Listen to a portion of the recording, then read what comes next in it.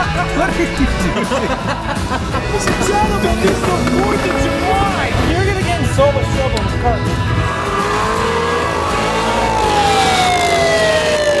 Pull over and please subscribe to the channel. What's up? Long time no see, and as you can see, we're currently in the testing phase for new racing seats in the Corvette. We're working with the good old boys at Corbeau. We're testing these guys out. We've got some full race car, full bucket, fixed back seats. Also, we're gonna throw in here. This is officially a race car, so you know what that means. Race car things. So we're in full testing mode. We've got the seats out. We're prepping. We test fitted that side, but we pulled the stock seats out, which actually have some surprisingly thick bolstering on the sides here. But on the bottom, where the buttocks, the rear end, the dump truck goes, there's just not enough support. It's the caboose. Now, the rowdier I get with this car, the more I realize how many other aspects of it need to be upgraded as well, because a lot of people will start with suspension. A lot of people will start with upgraded brakes. They'll start with seats, things like that, things that are logical and make sense. We started with a 1,000 horsepower motor build, and now we're catching everything else up. So we've got coilovers coming for the car. We've got wheels coming for the car. We obviously have the wide body as well. Also, please don't give me crap. McDouble's a little bit dirty today, and by a little bit, I mean she's absolutely trashed from the last time I had it out in the rain. I didn't mean to. I got stuck. I got caught out in the rain. But the test fit is going swimmingly. Look at just how sick that is. There's just something that is just so steezy about having racing seats in your race car. So these are the Evolution X seats from Corbeau. This is kind of a good happy medium between a standard OEM seat and a race seat, because it's got some thicker bolstering here on the bum, on your sides, up top, but I don't think it's quite aggressive enough for what we need in this car, so we're gonna test fit another one as well, coming very soon to a video near you. But speaking of race cars, boy, do I have a surprise for you. It may have a little bit something to do with this, but rather than tell you, let me show you. I don't know what it is. I heard something though. Oh my gosh. Easy. It's straight pipe. What? It's straight pipe. What? Chick-fil-A. Chocolate milkshake. I got you a shake. Dude, you guys need to simmer down. Rolling up hot. Hot. With Chick-fil-A and a 458 straight pipe V8 flat plane crank. How do you know that? You know, I think he's onto something with the purple and white. That thing's so sick.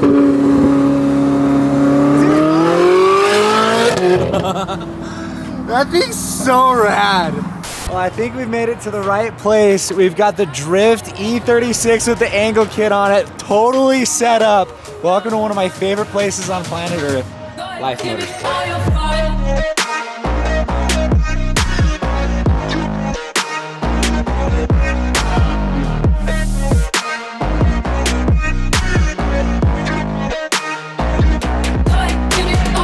There he is, the mad scientist himself. I love it, dude. The high five on the pound. Yeah, I don't want to speak that way, man. Everybody, it's all inclusive. Right? And again, a very warm welcome here to Life Motorsports, Cole's like actual laboratory. I feel like this is a laboratory. It's not just an automotive shop. It's like a fun set. It's a fun set. It's even better. So Cole has this R35 GTR, if you can even call it that at this point. Started life as that, yeah. Factory, it came with, I think it's a VR38. Yep. And so, what happened? What happened Great with that? engine, the VR38. Yeah, because that's not what's in there anymore. Yeah, so we did a project with the Ford Powerstroke diesel engine, and it was really fast. It's that thing right there. Oh, really? Yeah, that has a 6-liter Ford Powerstroke in it. Interesting. And I had so much fun driving it, I said, holy crap, this seems like really fast. So I called up the owner of that and said, hey, I've got this GTR chassis. Yeah. There's the diesel record at Pikes Peak is attainable. I think we take that engine, put it in this car. Oh, no way. And go after the record. So the engine that's Gotcha. in this came out of a drag race truck. Okay. And then he wanted something to drive on the street. And so we built a duplicate engine to that to put in this, different turbos and stuff like that. Okay, gotcha. The dream was realized in this beast, and I said, dude, we have a really good shot at it, and it was kind of a crazy idea, and then it turned into an April Fool's joke that we took too far, and now we have it actually. And now you have it here. So I was so blown away when, first of all, I heard about this project, because it's so unorthodox. Like, you don't see anybody doing anything like this. Powerstroke in an R35 chassis. Also, I just want to make a quick note. I saw this up here and I was like, wow, beefy turbo. Yeah, pretty big, right? And then I saw this one. His big brother. His big brother. So this one feeds that one. Yep. Right? It's called a compound turbo setup. It's a little bit more common in like the diesel world, and more gas teams are using it at Pikes Peak. It's kind of a complicated like thing to piece together. Gotcha. So you run smaller turbo here on the front to feed the big boy in the back. Yeah. So we saw Sick. good spool up characteristics, but it also can make plenty of power in the thin air up top. Dude, this is sick. This is obviously a massive engine, but I couldn't help but notice you already cut a hole in the can you shut it? Yeah, I kind of want to see there's it. not going to be a lot of hood left by the end of it. So Mark just did a little trim there. I mean, it's only natural. It just makes sense. So it's going to be about that big, and then there'll be another charge pipe coming across the front. So I definitely didn't realize this. The engine in that car right now is just being used for like mock-up purposes. This is all the actual nice stuff. So the actual race transmission, and then this is the engine that was being built. This is the other half. The guys at Riff Raff, this is a half and half project, half Life Motorsport, half Riff Raff. They make insane diesel parts, and Life, builds the most insane race cars. What a cool collab. All right, so the full walk around here. I love this, by the way. This like massive teardrop out the side. So this looks absolutely insane. It looks so good. Moving back to the cooling though, so you have 4 radiators total? 4 big main radiators. There's 3 in the back, there's 1 in the front. There's also a number of heat exchangers. So you see the oil water heat exchanger here, oil water heat exchanger here, electric water pumps, then air oil heat exchanger. There's 2 of those. And then there's the intercooler up in the front. So that's some serious cooling. Is this like a time attack specific kind of thing, or is this like just have to do with the fact that there's literally a Powerstroke motor, a diesel motor? It's the fact that it's Pikes Peak, so you can't rely on air to cool. The Okay. air is so thin. Normally, like on a streetcar, the air goes through the radiator, removes a certain amount of heat. Yep. Well, you get up there, and the density is like half, and so you get half the cooling effect through your radiators. So we have to kill it with volume. So we put in a lot of water volume, and you see each of these has a fan to help. But essentially, we're counting on the volume of water to act as a giant heat sink. Like if you got a computer and you put a big heat sink on it, like it'll handle more heat to a certain capacity. And that's just what we're having to do. When the diesels are on boost and making a lot of power, they generate a lot of heat. We have an automatic transmission, which also generates a lot of heat. So one of these will be helping you cool the transmission. One of these will be helping you cool engine oil. One will be helping you cool the engine water, and then we've got transmission cooler, additional transmission cooler, and then the radiator for the intercooler itself. And if you look over here, we have giant tanks. So there's 2 tanks here. This originally was a fuel cell when it was a race car. Now we've converted it. It's about a 28-gallon water tank This that is we'll be using. so mad. Yeah. It's just the amount of engineering that has gone into just cooling this thing down is like off the charts. I've raced, this will be my 7th year at Pikes Peak. Nobody's ever gotten to the top and said, hey, my car ran too cool. Yeah. Everybody's overheating, fluids are spitting out, like brakes are on fire. It's an awful place. So I'm not going to be that guy. I want to be the first guy that says my car stayed too cool at Pikes Peak. We're trying to keep a lot of weight over the rear wheels because it makes 1,500 foot-pounds of torque. So lots of tire twisting potential. So we're trying to keep the weight on the back so we get good. So 1,500 foot-pounds of torque. How much horsepower? 750. 750. So like double the amount of torque. All the torque. Yeah. I love it. So one of my favorite features on this car is the in-cockpit turbo. So we've got the big turbo essentially where the radio was on the regular GTR. So the air filter is going to be right in front of it. So I can just look in there and see how she's spinning. But you run out of space on a project like this, and we're not using a radio, so why not put a giant turbo there? Right? You gotta put turbos where it fits, So Cole just brought me out in the showroom and said, I have to see the rear wing. This is the actual rear wing that goes on that car. Yes, sir. Insane. Cole, how tall are you, Cole? I'm 6'2". 6'2". And that's not just my dating profile. I actually know. That's so crazy. The aero on time attack cars, always blows me away.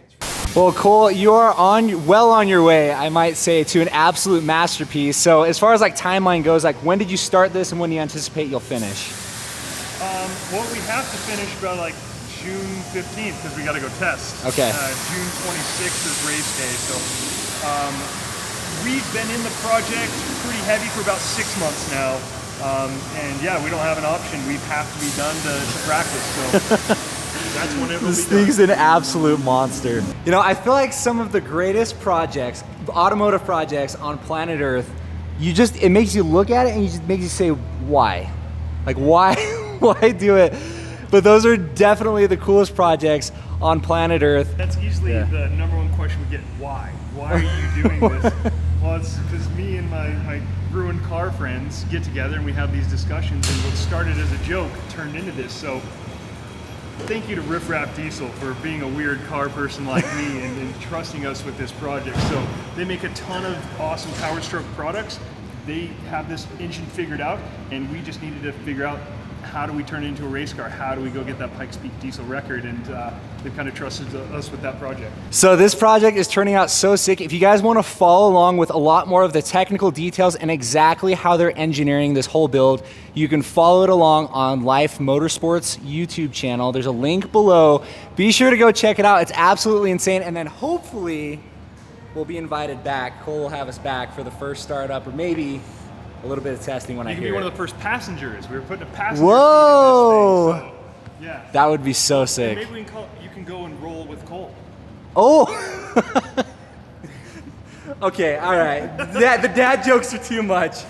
That's when I'm leaving. Bye, Cole. Thank you.